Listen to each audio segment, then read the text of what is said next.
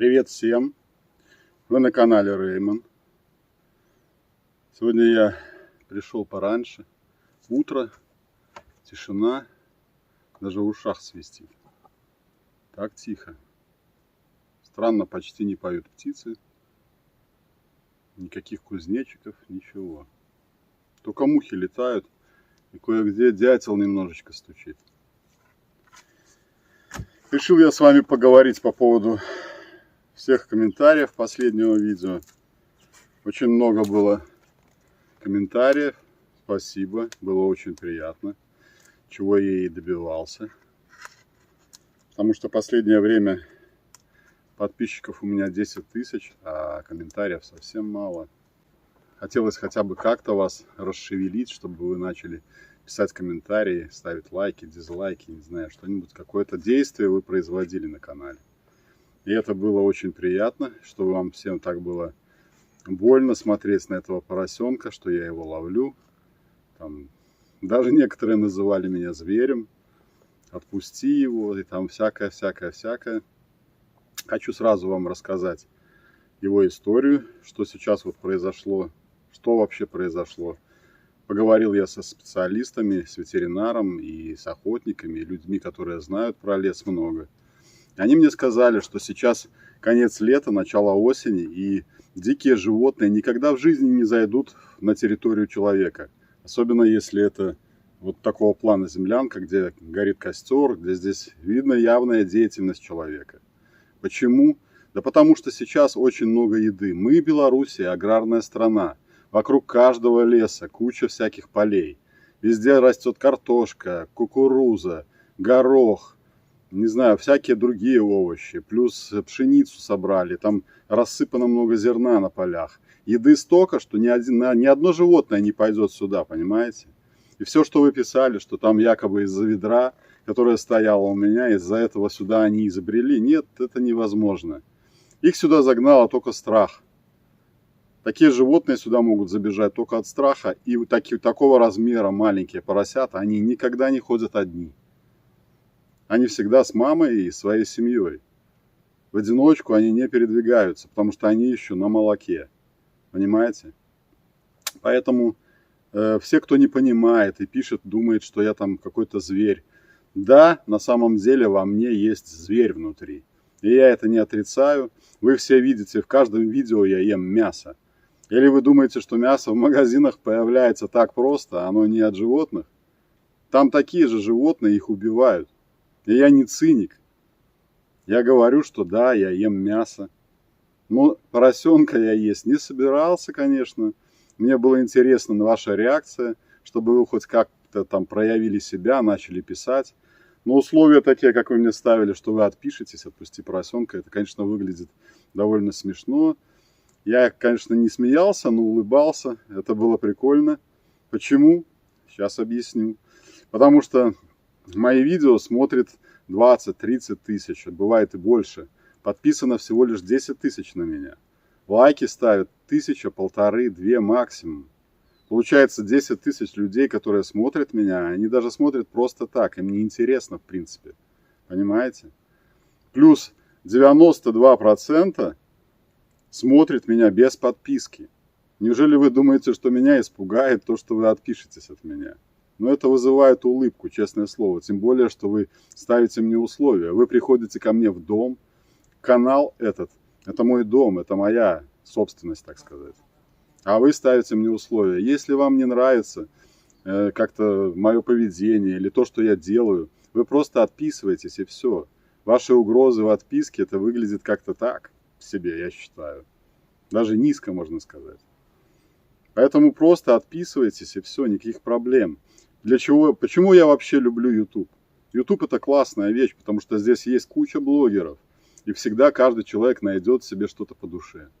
Если вам не нравится мое поведение и как я себя веду, мои поступки, конечно, отписывайтесь, и я буду только за. Я только наоборот считаю, это классно, отписывайтесь. Ну а кто не отписался и хочет посмотреть, что же получится с этим поросенком, как он будет расти. У меня огромные планы на него, я собираюсь с ним ходить сюда. приходить в лес, и чтобы он гулял вместе со мной. А вы все знаете, что дикий кабан вырастает довольно больших размеров, и этот кабан, его удержать будет невозможно. Он, если захочет, он уйдет. Поэтому сейчас моя задача его вырастить, водить с собой. Если он захочет, он будет ходить. Если ему будет со мной комфортно, он останется у меня, он никуда не пойдет. А если ему будет дискомфортно, ему будет плохо со мной, конечно, он убежит от меня. Сами согласитесь, я же не хочу лукавить. Поэтому сейчас я вставлю там первые дни поросенка, как он у меня там осваивается, как я его там пристроил. Дальше будет, конечно, условия улучшаться. Сейчас пока вот так. У меня очень много сейчас дел. У меня событие тут одно такое назревает, интересное. В следующем видео, кстати, я о нем расскажу, и вы все узнаете об этом. Поэтому не забывайте посмотреть следующее видео. Ну а в этом видео я вам немножечко так все пояснил, что же на самом деле происходит. И да, еще интересный момент. Насчет страха, что я там испугался и залез на эту лавку, там и все такое. Ну, конечно, я немножко переиграл. Я же не актер там какой-то, чтобы там как-то сценарий писать и придумать какой-то интересный. Ну, как получилось, так получилось. Я, во-первых, думал, что если придет мамка, если он не один, то мне придется ее отпускать и как-то с ней взаимодействовать здесь, причинять ей вред я не хотел. Ну, поэтому и стоял здесь на лавке. А эмоции, которые я показывал вам, они были на самом деле эмоциями, но удивления и счастья. И я хожу специально здесь по лесу, тихо-тихо, для того, чтобы услышать и увидеть где-то какое-то дикое животное. Для меня это просто событие, которое вызывает у меня восторг. Поэтому я практически крадусь по лесу и смотрю по сторонам. 2 раза я уже здесь видел лося возле своего водоема. Кабанов не видел, следов было очень много достаточно, но видеть я их не видел. И, кстати, я тот раз, когда его забрал, на видео я ушел, но на самом деле я сидел здесь до вечера, до позднего. Никто здесь не появился, никаких тут ни родителей его не было, никого. Тишина была и никого не было. Поэтому этих кабанчиков мог загнать сюда только страх. Скорее всего, как мне объяснили, это были браконьеры, которые отлавливают. Мамку, конечно, скорее всего, там истребили или что-то там с ней сделали. А поросят отлавливают, для них это хороший куш, так сказать. Но эти 2 поросенка, скорее всего, убежали. Им повезло. Ну и этому, я считаю, поросенку тоже повезло. У нас в стране очень поощряется охота на кабанов, потому что аграрная у нас страна, как вы знаете, и они вредят полям, они там все взрывают, порывают, ломают, и их истребляют. Плюс сейчас у нас очень много болезней, вообще просто ужас. Практически кабаны негодны для приема в пищу, дикие кабаны. Они все болеют и живут, как мне ветеринар сказал, 2-3 года это максимум.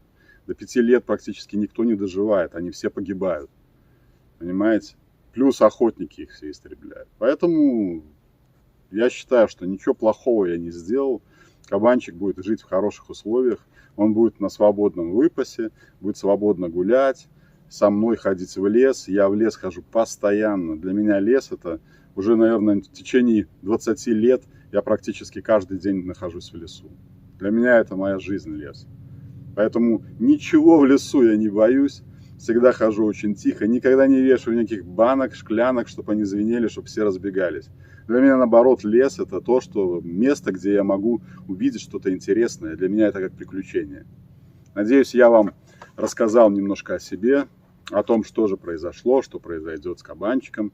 Сейчас я вставлю немножечко вставок, там вы увидите, как этот кабанчик пристроился сейчас, как он немножко адаптируется. Ну, если вам интересно, вы пишите, я буду больше делать съемок про кабанчика, каких-то больше вставок делать. Если нет, если вас устраивает вот такой формат, тоже пишите, скажите, что вот такой формат достаточно, а занимайся дальше там землянкой, какие-то убежища строй. Нам это интересно. Ну вот, сейчас я буду продолжать и делать внутри там пол, потому что в прошлый раз я его не сделал. Приходил я сюда на неделю посмотреть, что тут происходит, были ли какие-то тут изменения. Никаких изменений не было.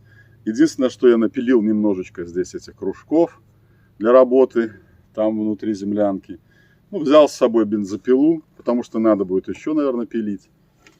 Ну вот такие события, такие дела сейчас мне предстоят. Все, поехали.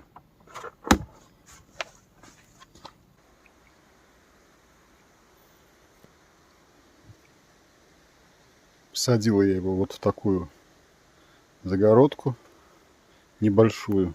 Сверху профнастил положил. Сено вон там в углу наложил ему. Чтобы сделать максимально как-то приближенно на природе, к его естественной среде. Потому что, чтобы не было ему большого стресса, не затянешь я его домой там или еще куда-то. А здесь он может вот рыть, уже все перерыл тут. И чувствует себя он хорошо. Приезжал ветеринар. Укололи мы ему комплекс витаминов, железа. Сказал он, что это нормальная вещь, что такие вот дикие кабаны попадают к людям. У него в практике уже было такого много раз. Очень легко они адаптируются, быстро. Никаких проблем у них в этом нету. Живут долго и счастливо. Поэтому для чего я его посадил в такую маленькую загородочку? Потому что, чтобы его быстро оттуда доставать. Потому что я ж не буду бегать по большому загону за этим поросенком, если мне надо будет его взять, вот как приезжал ветеринар. Ну и просто, чтобы быстрее была коммуникация, сейчас покажу, как я это делаю, с ним взаимодействовать, чтобы он привыкал ко мне. Уже, видите, привык, уже нормально, в принципе, адаптировался. Вот он роет себе уже, не прячется там, не трясется, стоит где-то в углу. Водички ему тут вот наливаю. Он ее все время переворачивает. Надо делать так, чтобы она мертво стояла. Потому что он ее вот так носом все время переворачивает. Сейчас покажу, как я с ним коммуницирую. Ставлю в загон лавочку и залажу туда.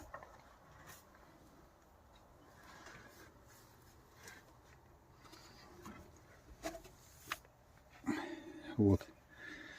Сажусь тут прямо возле него, чтобы ему не было куда особо убежать, чтобы он мог поближе ко мне быть. И вот таким образом сижу с ним минут по 10. Он привыкает ко мне, видите, уже не убегает, не прячется. Это уже на второй день.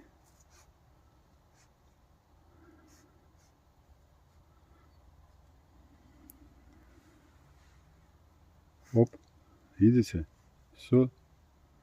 Уже ему интересна моя рука. Он ее нюхает. Первый день так он бросался на нее, как собака. О!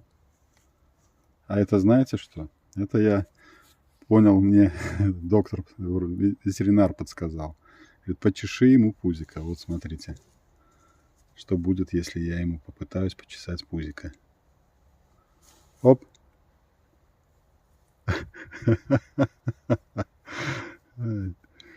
И он сразу падает. И все. Все, чешите ему пузико. Так вот. Я ему почесываю. Даже ухо как-то вот. Ухо даже могу почесать. И он глаза закрывает. И уже вроде как спать собрался. Называю я его пока Хрюня. Не знаю, подходит ли ему это имя. Ну, мне как-то просто проще. Хрю-ня.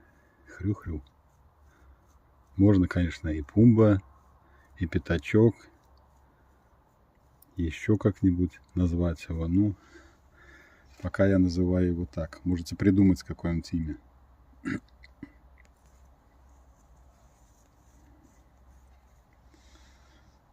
Да, второй день вот уже какая-то адаптация у него.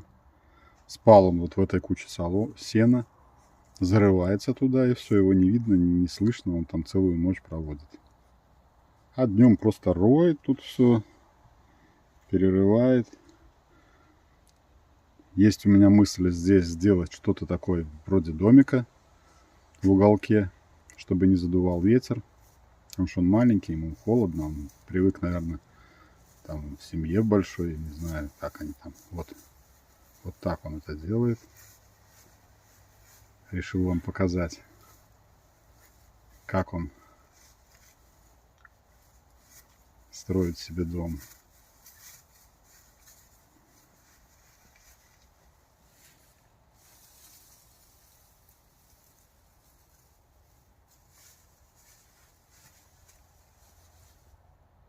Все, ударился.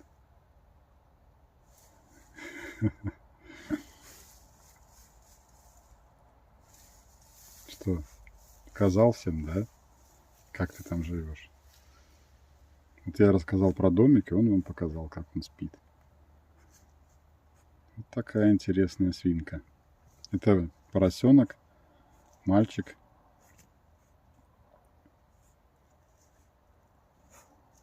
Завтра еще сниму что-нибудь. Покажу вам, как он уже в домике будет жить. Сделаю ему здесь домик небольшой. Посмотрим, как он будет там. Привет, друзья. Утро третьего дня. Вот принес ему овощи. Кабачок свеженький с огорода. Кушает он его. Раскидал все. Тарелка ему, короче, не нужна. Надо корыца делать.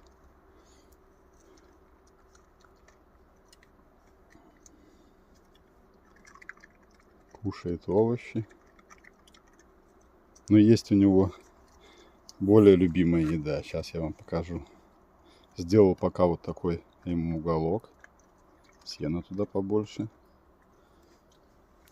Сделаю потом еще одну стенку. Просто я боялся, что он туда не зайдет. Будет бояться. Чтобы привык.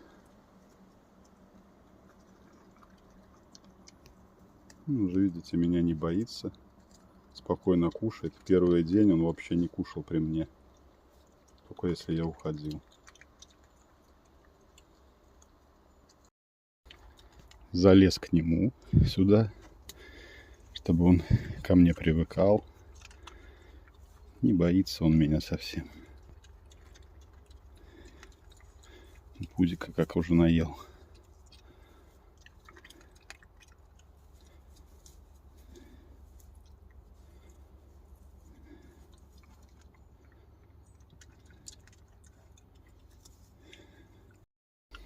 Показываю вам его любимую еду.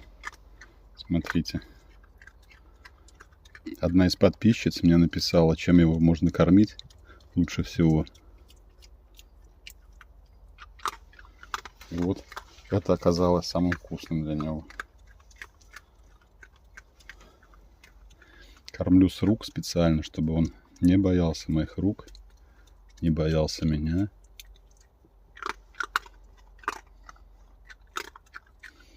Меня он уже не боится. Спокойно хватает меня прям за пальцы. Утро. Конечно, он за ночь проголодался.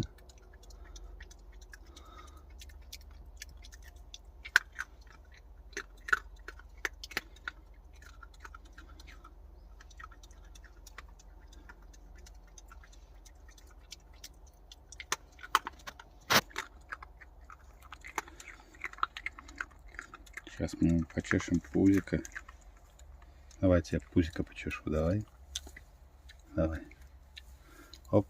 Все. Упал. Пузико тебе почешу. Давай, давай. Ну, ему больше ничего не надо. Если пузико чешет, ему даже еда не надо. Кабанчик.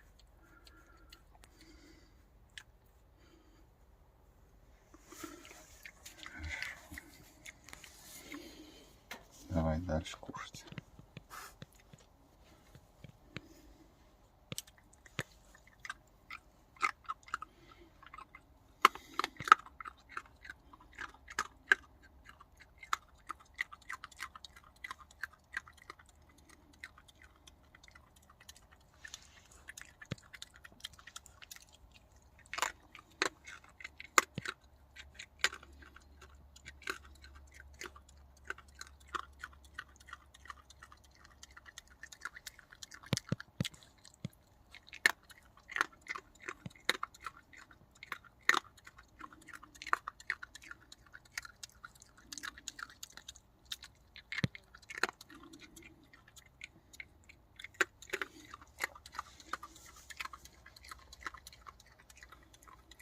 третий день проживания его здесь.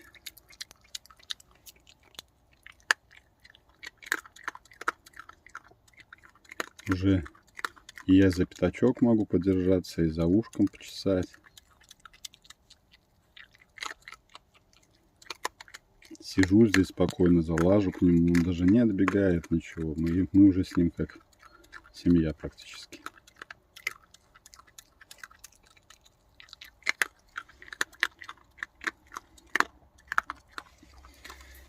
Так, здесь вот домик у него пока такой. Здесь вот я сделаю здесь вот стенку еще. И будет тогда вот здесь только одна, как бы входная дверь. Это пока. Потом я думаю все-таки его приручить как-то к дому, не знаю. Я все равно живу один.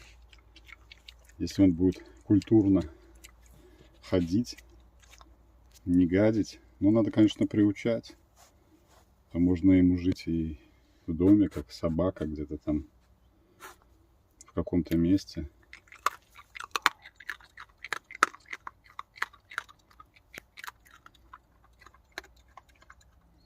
Пускай сейчас привыкнет ко мне получше, чтобы он не боялся меня совсем.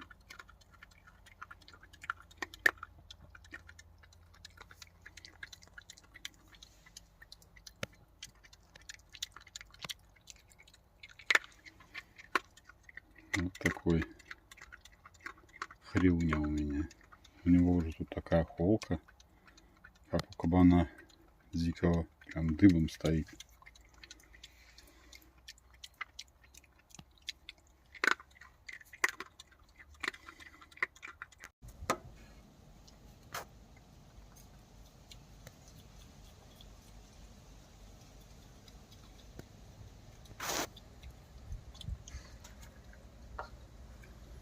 Наелся собачьего корма.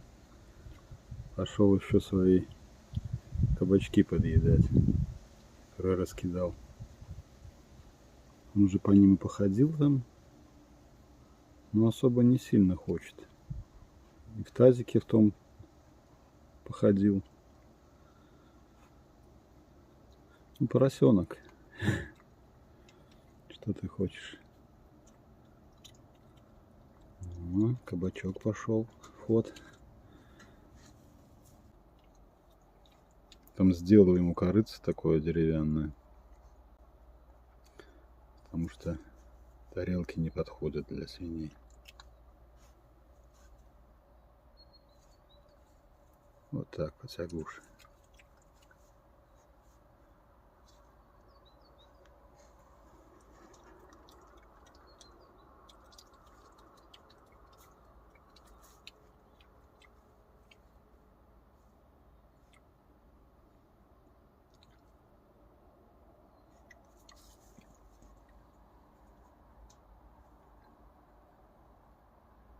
Думает, пойти спать или нет, или еще дадут. Что пузо вон какое.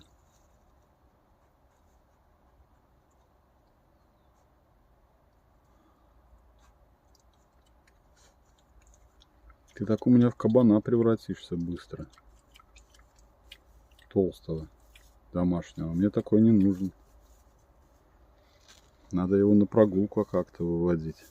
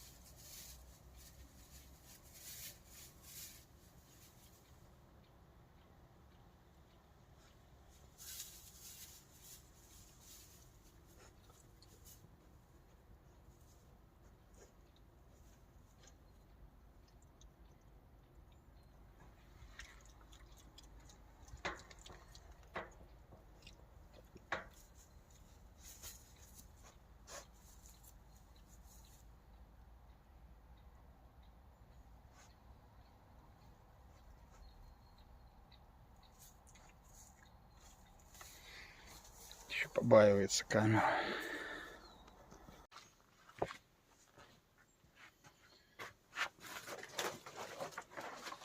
Сейчас надо убрать здесь все.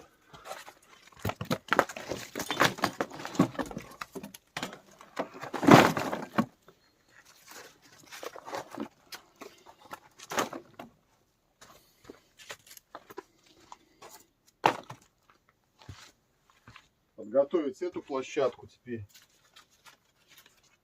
для укладки бревнышек.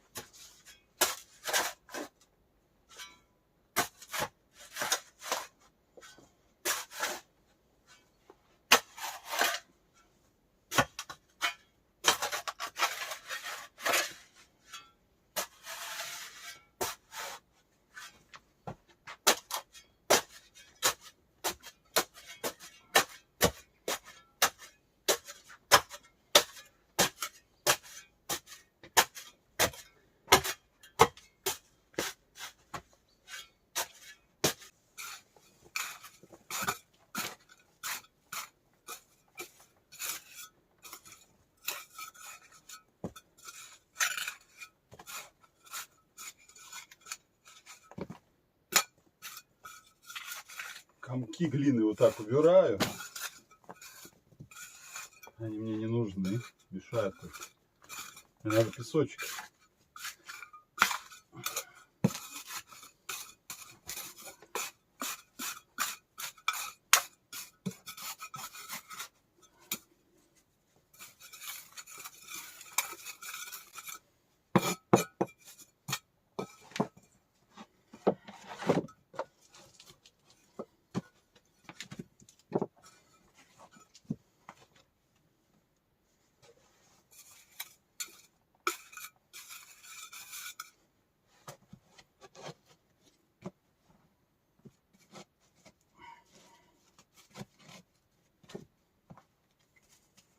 хочу в центре вот такие большие положить. Будет какой-то узор.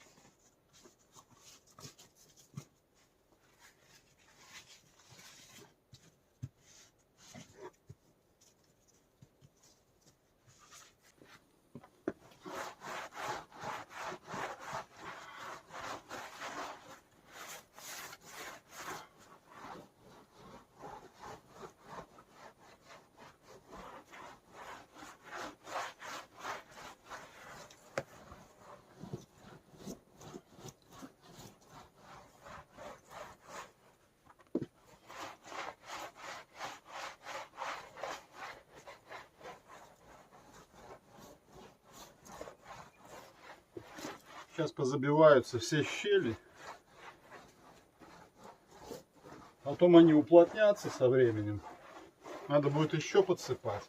Поэтому я пока здесь не убираю. Оставляю все вот в таком состоянии. А потом подмету. И будет все красиво.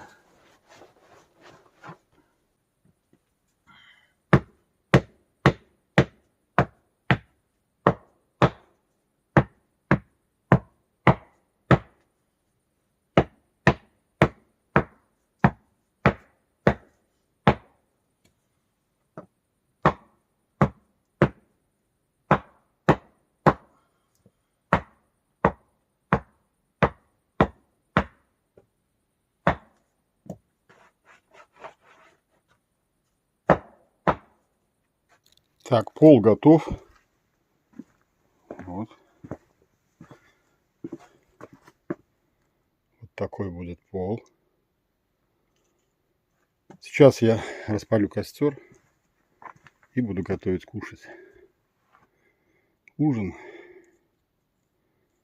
Овощи с мясом. С куриным, правда.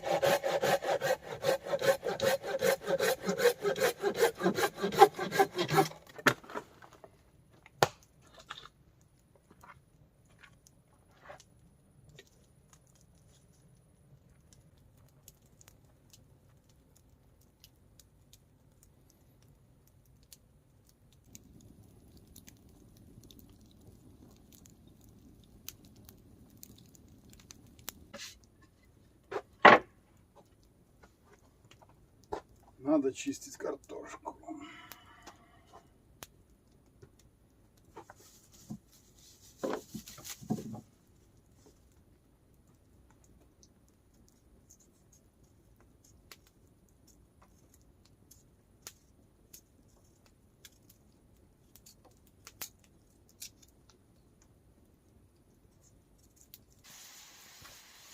Такие у меня колбаски. Использую я их как фарш.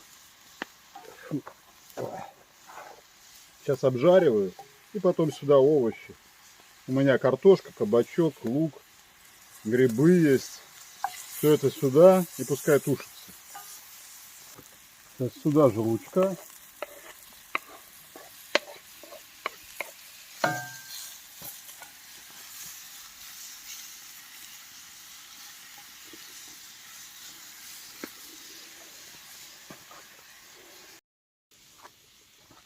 Так, обжарил лучок, закинул туда грибочки, а теперь картошка и кабачок.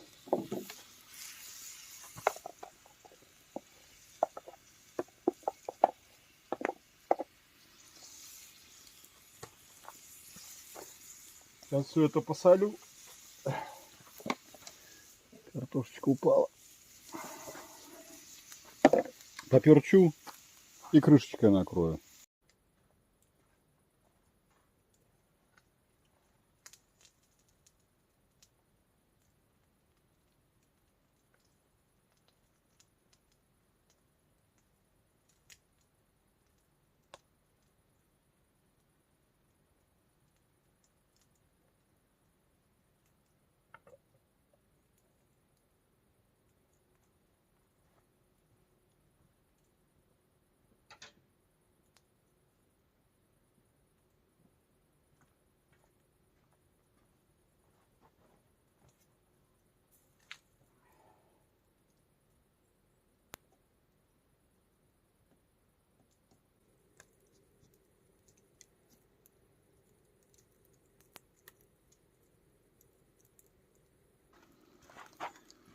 Надо попробовать.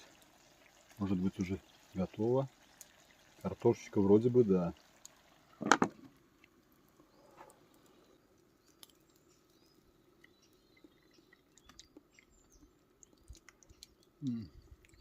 Готово.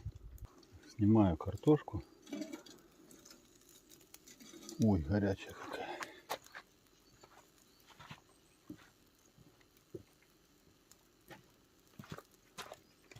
Две перчатки.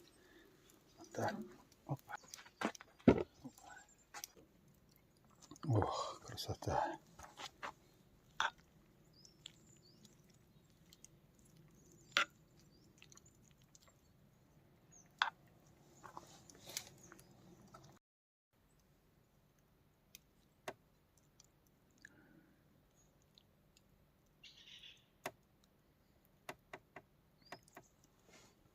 Ох, как вкусно будет.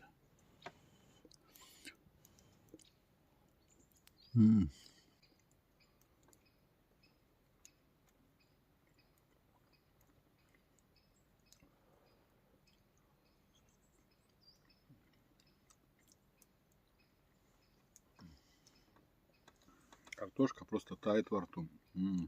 Как вкусно. Грибочки.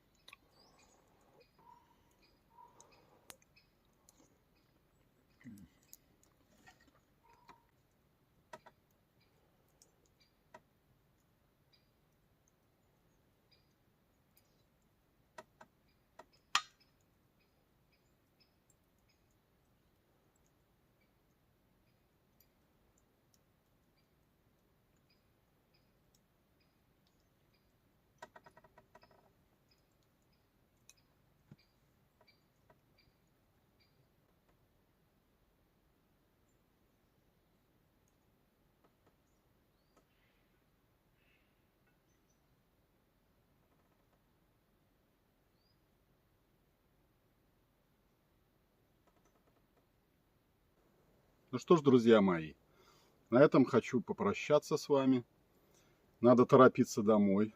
У меня же там полосатик, Хрюня. Надо его покормить, он же там один. Обычно я подхожу целый день к нему, а сегодня ни разу не подошел. Не знаю, как он там. Переживаю, поэтому тороплюсь. Надо домой. Сегодня я доделал до конца пол. Потом надо будет подмести. В следующем видео я расскажу вам, какое событие у меня надвигается.